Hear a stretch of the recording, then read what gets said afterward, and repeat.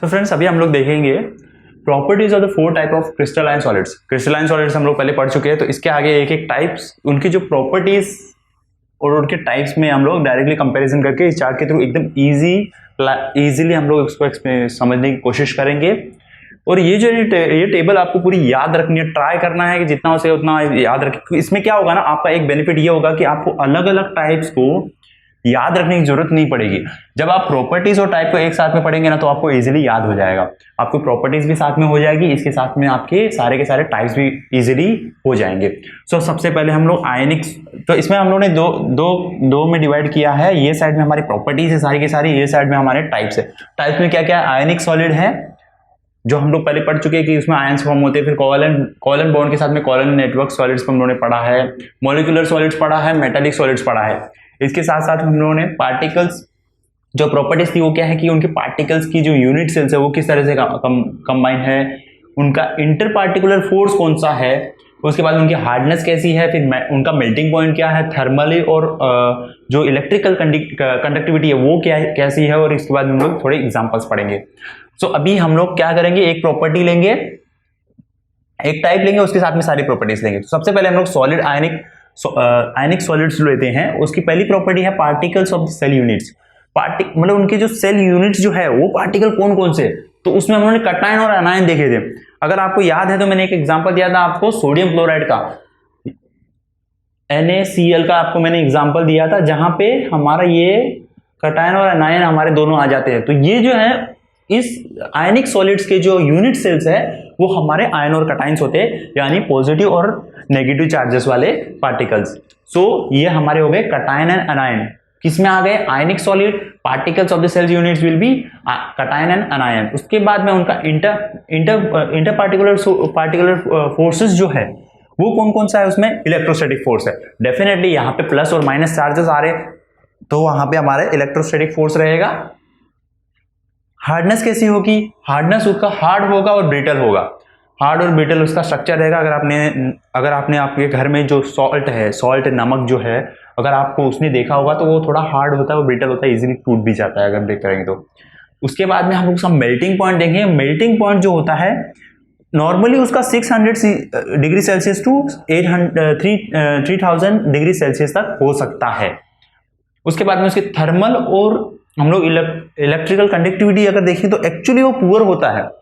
अगर उसको आप नॉर्मली अगर आप उसको सॉलिड फॉर्म में अगर आप उसके अंदर इलेक्ट्रिकल कंडक्टिविटी अगर आप देखेंगे तो वो इलेक्ट्रिकली नॉन कंडक्टर है, लेकिन वो गुड कंडक्टर हो जाता है जब हम लोग उसको डिसॉल्व कर देते हैं। अगर आप वाटर की अगर नॉर्मली अगर वाटर के अंदर आप कंडक्टिविटी देखें तो उसकी होती है, लेकिन अगर आप उसमें सॉल्ट ऐड कर देते हैं तो उसकी कंडक्टिविटी बढ़ जाती है। तो इसलिए उसको गुड कंडक्टर भी बोला जाता है। और उसकी मेल्टिंग पॉइंट भी अच्छी है। और अगर वो और इसके साथ में अगर उसका एग्जांपल हम लोग ध्यान में रखेंगे तो CaF2 और NaCl2 का सबसे बेस्ट एग्जांपल है। तो ये हमारे आयनिक सॉलिड्स हो गए। उसके बाद में हम लोग आते हैं हमारे कोवलेंट नेटवर्क सॉलिड्स के अंदर। सो इसमें पहली जो कैटेगरी है हमारी प्रॉपर्टी वो क्या है, particles of the cell units. उसकी यूनिट्स कौन से हैं, एटम्स होते हैं, कोवलेंटली बाउंडेड एटम्स होते हैं। जितने भी एटम्स होते हैं उनके बीच में एक कोवलेंट बॉन्ड होता है और वो एक यूनिट सेल्स बनाते हैं और जो रिपीटिंग पैटर्न्स में होते हैं। सो उसको हम लोग बोलेंगे कोवलेंट बॉन्डेड एटम्स। उसके बाद में उसका इंटरमॉलिक्यूलर फोर्स कौन सा रहेगा, ऑब्वियसली कोवलेंट बॉन्ड ही रहेगा। देखो फ्रेंड्स एक चीज याद रखो, इनकी जो पार्टिकल्स जो यूनिट्स है ना वही उसकी इंटरमॉलिक्यूलर फोर्स आपका जो है ना वो बताएगा। तो यहाँ पे कोवलेंट बॉन्डेड एटम्स है, दैट मींस उनका कोवलेंट बॉन्ड्स ही उनका इंटरमॉलिक्यूलर फोर्स रहेगा। इसके बाद में उनकी हार्डनेस कैसी होती है, हार्ड जो ये वेरी हार्ड टाइप की कैटेगरीज है। अगर आप ये जो कैटेगरी आते हैं ना कोवलेंट बॉन्ड वाले, ये वो कैटेगरी हो गई जिसमें सबसे हार्ड वाले मेटल्स आते हैं। अगर हार्ड वाले आप पकड़ सकते हो, जैसे कि आप डायमंड ले सकते हो, डायमंड सबसे हार्डेस्ट मेटल बोला जाता है, तो वो आपको इसमें आ जाएगा, सब्सटेंस आ जाएगा, हार्डेस्ट सब्सटेंस में डायमंड आ जाएगा, तो वो कोवलेंट बॉन्ड से बॉन्डेड होता है। तो कोवलेंट जनरली क्या होता है ना, हार्ड, ये काफी डिफिकल्ट होता है, ये एक ऐसा बॉन्ड होता है जिसको ब्रेक करना डिफिकल्ट होता है, इसलिए ये हार्ड होता है।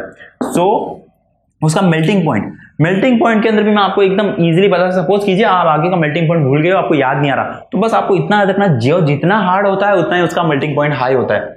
सो यहाँ पे अगर आप हाई लिख देते हो, अगर आप ये भूल जाते हो तो कोई भी बात नहीं है, लेकिन हाई होता है मेल्टिंग पॉइंट। याद रखना आपको 200 degree Celsius to 4000 degree Celsius तक का इसका मेल्टिंग पॉइंट हो सकता है। उसके बाद में उसकी थर्मल एंड इलेक्ट्रिकल कंडक्टिविटी कैसी है, पुअर कंडक्टर है, एक्सेप्ट दो चीज की ग्राफाइट और डायमंड। ग्राफाइट जो होता है ना ये आपका इलेक्ट्रिसिटी का गुड कंडक्टर है, बट डायमंड जो है वो उसकी थर्मली हीट जो है इसके लिए काफी गुड कंडक्टर है। डायमंड जो है गुड कंडक्टर है, ग्राफाइट भी आपको गुड कंडक्टर हो सकता है। यहाँ पे आपका थर्मल और कंडक्टिविटी मिल गया। और इसके बाद में आपका एग्जाम्पल्स के तौर पे आप डायमंड और ये ले लीजिए, सिलिकॉन ले लीजिए।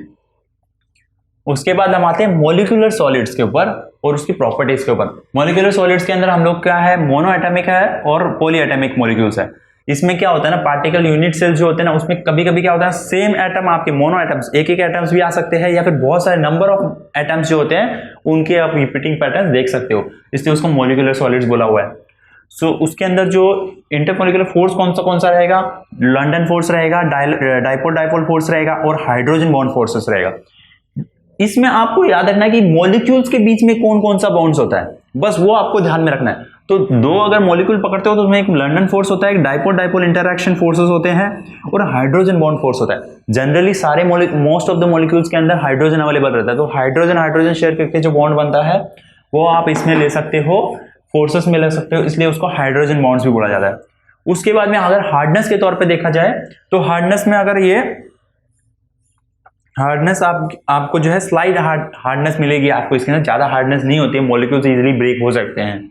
उसके बाद में आप उसके अंदर देखोगे उसके जो बॉइलिंग पॉइंट, जो मेल्टिंग पॉइंट आपकी मिलती है वो आपकी लो रहेगी, बिकॉज ऑफ ये जो मॉलिक्यूलर जो फोर्स होता है वो इजीली ब्रेक हो सकता है, मॉलिक्यूलर बॉन्ड ब्रेक करना इजी रहता है, उसका मेल्टिंग पॉइंट ज्यादा नहीं रहेगा, इसलिए वो -27 degree Celsius to 400 degree Celsius तक आपको मेल्टिंग पॉइंट उसका मिलता है। और अगर थर्मल और इलेक्ट्रिकल कंडक्टिविटी देखेंगे हम आपको, तो पुअर कंडक्टर्स होते हैं ये, जितने भी मॉलिक्यूल्स होते हैं काफी पुअर कंडक्टर्स होते हैं। एग्जांपल में आप ले सकते हो आइस और बेंजोइक एसिड, इनके अंदर कंडक्टिविटी नहीं होती है, और अगर आप उनका नॉर्मली अगर उनका बॉइलिंग पॉइंट भी कम है तो आप इससे ये भी पता कर सकते हो कि उसकी जो थर्मल कंडक्टिविटी है वो भी इसकी पुअर रहेगी। उसके बाद में हम लेंगे मेटालिक सॉलिड्स। मेटालिक सॉलिड्स के अंदर क्या होता है, particles of the unit cells कौन से होंगे, metal ion in a sea of electrons. ये इसका मीनिंग क्या हो गया कि जो उसके अंदर क्या होता है ना, मेटालिक आयंस होंगे और इलेक्ट्रॉन्स का शेयरिंग की वजह से जो मेटालिक आयंस होते हैं वो आपको यहाँ पे इसके यूनिट्स, रिपीटिंग यूनिट्स मिलेंगे। उसके बाद में आपका इंटरपार्टिकुलर फोर्स कौन सा होगा, उसके अंदर मेटालिक बॉन्ड होगा, attraction between the cation and mobile valence electron. इसमें क्या होता है ना, आपका एक इलेक्ट्रॉन है, दूसरा इलेक्ट्रॉन है, उसमें जो वैलेंस इलेक्ट्रॉन होते हैं, वैलेंस इलेक्ट्रॉन किसको बोलते हैं हम लोग, ये सपोज कंसीडर कीजिए ये हमारा एटम है, यहां पे हमारे 2 इलेक्ट्रॉन रहते हैं, यहां पे 1 इलेक्ट्रॉन रहता है और यहां पे 4 इलेक्ट्रॉन्स रहते हैं। तो कंसीडर कर लीजिए कि यहाँ पे 1 इलेक्ट्रॉन जो एक्स्ट्रा रहता है, वैलेंस इलेक्ट्रॉन जिसको हम लोग बोलते हैं, अगर वो जो होता है ना, ये हमारा बॉन्ड क्रिएट करता है, जिनके बीच में आयन, जिनके अंदर मोबिलाइजेशन होता है, आयन जो होता है, वैलेंस इलेक्ट्रॉन जो इधर से इधर मूवमेंट होते रहता है, तो वो वाले मेटालिक बॉन्ड जो होता है वो वैलेंस इलेक्ट्रॉन के बॉन्ड से जो बॉन्ड बनता है ना, उस फोर्स से ये कनेक्टेड होता है। उसके बाद में हम लोग मेटालिक सॉलिड लेंगे जिसके अंदर variable form of soft and hard मिलेंगे। डेफिनेटली अगर मेटल्स में आप देखो तो आपको सॉफ्ट भी मिलेंगे और हार्ड भी मिलेंगे।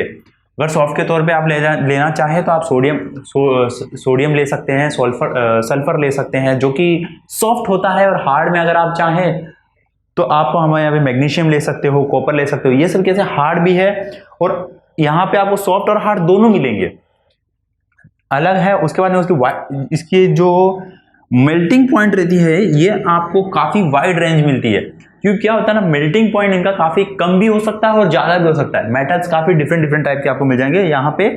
39 degree Celsius to 3004 degree Celsius तक की आपको इसमें आपको मेल्टिंग पॉइंट मिल जाती है। उसके बाद थर्मल कंडक्टिविटी देखते हैं तो वो बहुत अच्छे, डेफिनेटली मेटल्स जो होते हैं काफी अच्छे गुड कंडक्टर्स होते हैं, ये हमें पता ही है। और इसके अंदर हम लोग ले सकते हैं एग्जांपल सोडियम, मैग्नीशियम, कॉपर और एल्यूमिनियम। तो ये जो होता है ये हमारे सारे के सारे टाइप्स हो चुके हैं इसके अंदर। इसके साथ में हमें टाइप भी पता चल गया कि 4 टाइप है, ionic solids, covalent network solids है, उसके बाद मॉलिक्यूलर सॉलिड्स है, फिर मेटालिक सॉलिड्स है। और वहीं पे हमारी प्रॉपर्टीज भी हमें पता चल गई, particles of the unit cells है, और उसके बाद में इंटर पार्टिकुलर फोर्सेस है, फिर हार्डनेस है, फिर मेल्टिंग पॉइंट है, थर्मल और कंडक्टिविटी और एग्जांपल्स।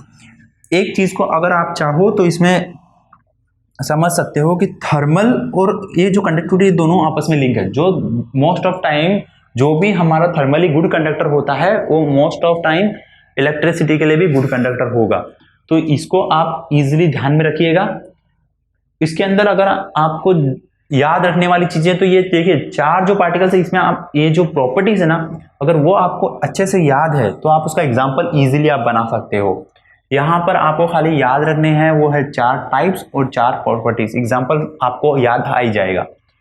सो ये हमारे 4 टाइप्स ऑफ क्रिस्टलाइन सॉलिड्स थे, इसके साथ में हमारी प्रॉपर्टीज भी थी। तो ये टेबल आपको याद रखने, एग्जाम के टाइम पे काफी टाइम पे ये जो है पूछा जाता है कि properties of the 4 type of crystalline solids पूछते हैं।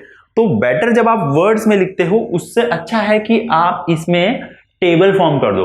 टेबल में आपको बेनिफिट ये होता है कि आपको लिखने में भी आसानी होती है, सामने वाला जो चेक कर रहा है उसे एग्जामिनर को भी ये इजीली समझ में आ जाता है कि आपको सारे के सारे टाइप्स जो है वो अच्छी तरीके से याद है। तो पैराग्राफ में लिखने से बेटर आप अपना जो है टेबल फॉर्म कर ले, टेबल काफी इजी है और अच्छे से आपको समझ में आ जाता है।